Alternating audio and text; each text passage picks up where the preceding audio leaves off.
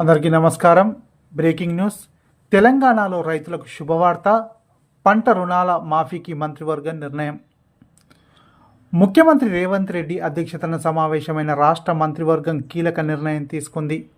తెలంగాణలో బ్యాంకుల నుంచి రైతులు తీసుకున్న పంట రుణాలను మాఫీ చేయాలని కేబినెట్ నిర్ణయించింది. 2023 డిసెంబర్ 9 లోపు తీసుకున్న రుణాలకు మాఫీ వర్తించనుంది. ఆగస్టు 15 నాటికి రుణమాఫీ పూర్తి చేస్తామని గతంలో రేవంత్ రెడ్డి ప్రకటించారు. ఇచ్చిన హామీ మేరకు అందుకు కావలసిన నిధులు సమీకరణ తదితర అంశాలపై మంత్రివర్గ సమావేశంలో చర్చించారు.